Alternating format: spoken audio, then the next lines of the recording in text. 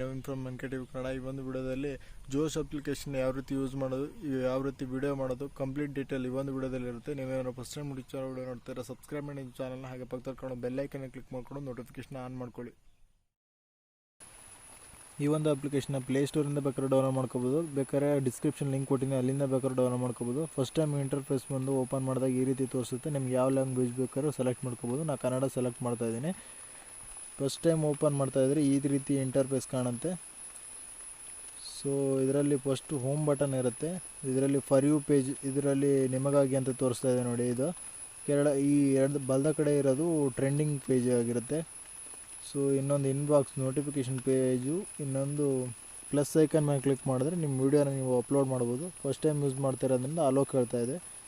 So ನಿಮ್ಮ video ಬೇಕಾದ್ರೆ upload ಮಾಡ್ಕೋಬೋದು. ಜೋಶ್ ಕನ್ನಡ ಅಂತ ಇದೆ, ಇದರಲ್ಲಿ ವೀಡಿಯೋಸ್ ಎಲ್ಲ ಇರುತ್ತೆ ಇದರಲ್ಲಿ.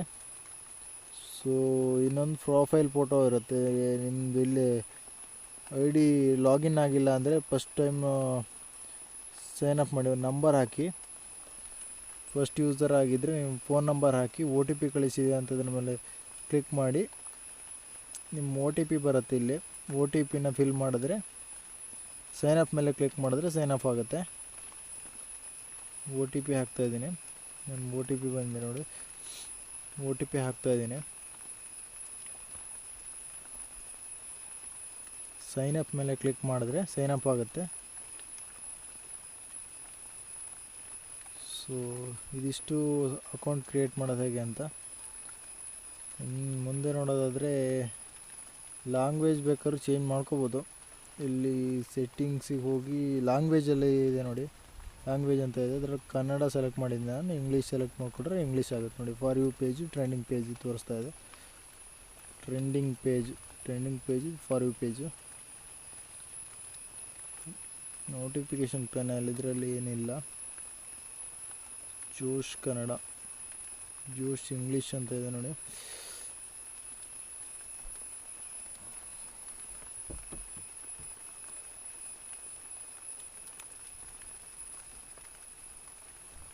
ನೆಟ್ ಸ್ವಲ್ಪ ಸ್ಲೋ ಇದೆ.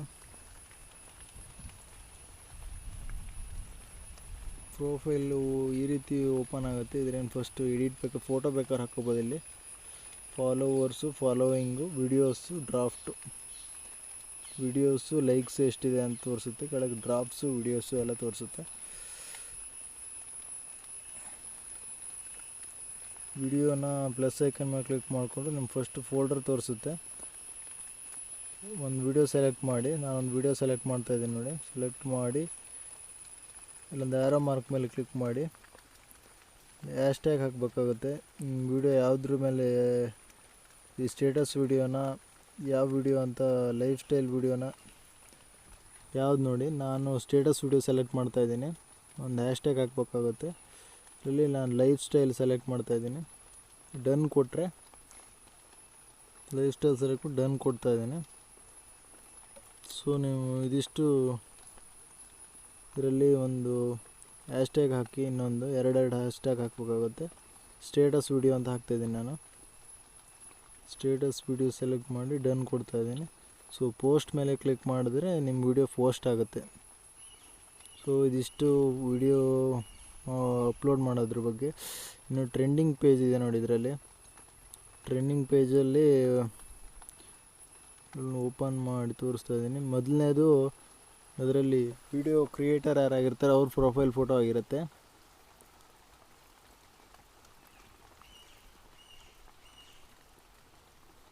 ನೆಟ್ ಸ್ವಲ್ಪ ಸ್ಲೋ ಇದೆ.